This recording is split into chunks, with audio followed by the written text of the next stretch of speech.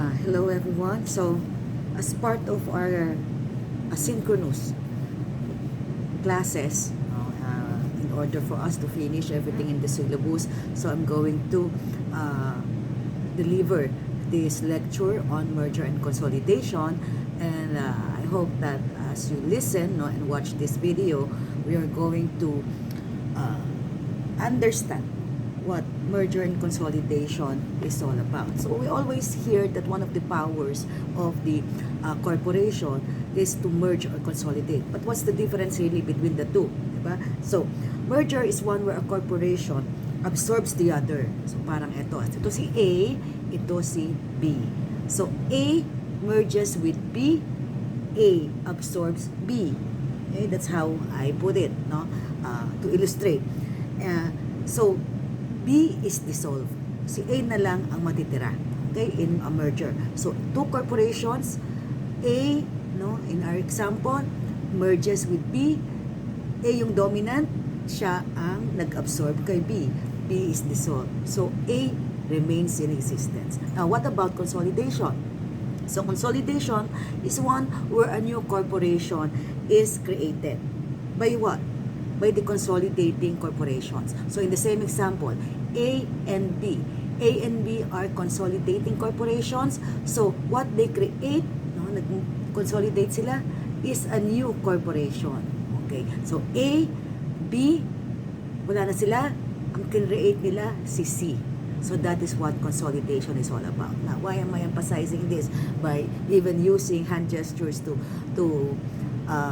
point out the difference between merger and consolidation, because a lot of students, no, and even practitioners, nalilito pa rin what merger and consolidation is all about, and what's the difference between the two when you merge and as well as when you consolidate. So that is the simplest way to put it. When you merge, one of the corporations rise above the ashes, so to speak. Para siyang phoenix, nagra-rise siya doon.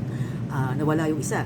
But on the other hand, kapag nag-consolidate, both dies and a new one is created. That is the difference between merger and consolidation. Now, what is the requisite? Or what are the requisites rather for merger or consolidation? So first, you have to have positive action. From whom?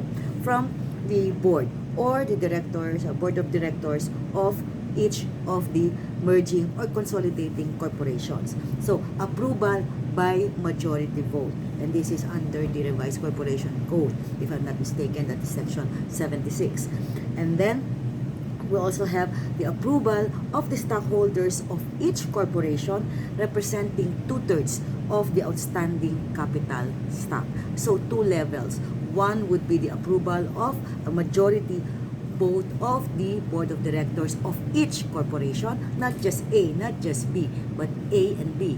And then, second tier, we have the approval of the 2/3, no, of the outstanding capital stock of each corporation. So, A as well as B. And then, third tier, approval of the Securities and Exchange Commission. Okay? So, three tiers of positive action. First one, by the board. Second, by the stockholders. And third, of course, by the SEC. So that is how you have a merger or a consolidation, whichever the case may be. Okay, now, let's talk about the procedure. So first, the board of each corporation, board A and then board B, no, will have to draw up or prepare a plan of merger or plan of consolidation. Okay? Then, yun yung a-approvean. Nino, nung sinasabi natin kanina, first by the board, and then, later on, it will be presented to the stockholders, pa-approvean din. Yun yung second tier, which is the 2/3 vote, no, of the outstanding capital stock of each merging or consolidating corporation. Okay? And then, gagawa na ngayon ng articles of merger or articles of consolidation, whichever the case may be. And this will be signed, of course, by the officers of the constituent corporations or the merging or consolidating corporations, as well as it will now be submitted. Okay? It will now be submitted to the SEC. Now, if the SEC is satisfied that everything is in order, di ba? Lahat maayos naman, then, okay, it will issue a certificate approving the articles and plan of merger or consolidation. Okay. Now, can the SEC disapprove? Okay? Then, it can, if it finds that it's not in order, if it has questions, the SEC can call a hearing.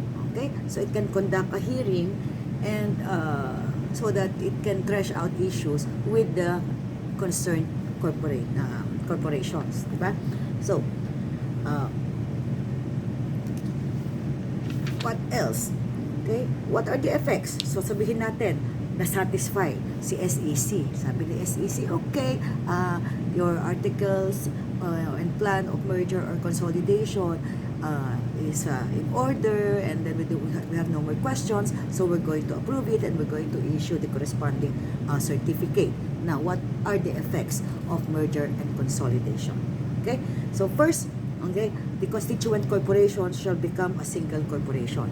Again, as in the case of merger, yung isa, yung dominant, di ba, yung nag-absorb, then yun na lang ang matitira. Now, on the other hand, kapag naman naging consolidation siya, as we've said before, may na-create na bago. Okay? So, nawala na yung dalawa. That is the automatic effect of the merger or consolidation. Okay? Now, what happens now to the surviving or consolidated corporation? Okay? So, yung surviving kapag merger. Yung consolidated corporation, yun yung bago, okay, they will now possess all the rights, privileges, immunities, and powers, and of course, they shall be subject to all the duties and liabilities of the corporation organized under this particular law, which is the Corporation Code. Okay? So, ano pa makukuha nila? Diba? So, lahat ng mga properties, assets, even the liabilities, all of this would now be absorbed, would now be, or accrue to the surviving corporation or to the consolidated corporation. Okay? So, assets as well as liabilities, all the rights as well as obligations. Okay?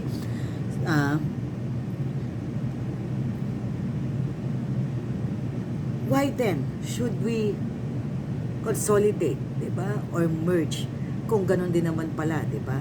Sometimes people ask me, so is merger or consolidation a way or a strategy by which to evade liability? No, it's not. Kasi you are not just inheriting or getting the assets of the corporation, but also the liabilities and all the obligations, even yung obligations sa empleyado, even yung obligations sa other third parties like suppliers, creditors, etc. You will also inherit that.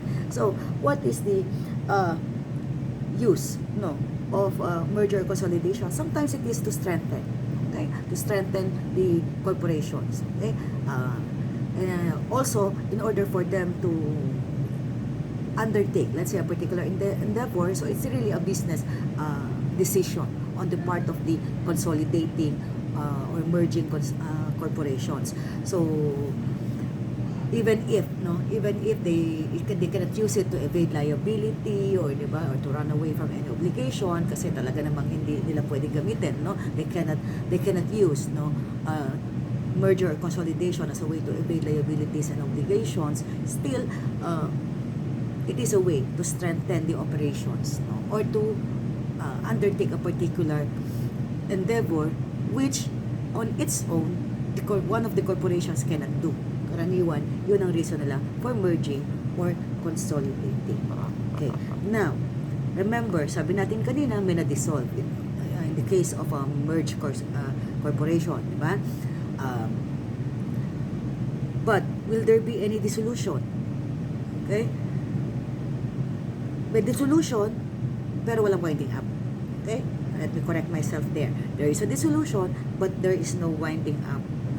Because the surviving corporation. Sabi natin, si A, di ba? Kasi si A yung dominant corporation, siya nag-absorb sa ating continuing example, no?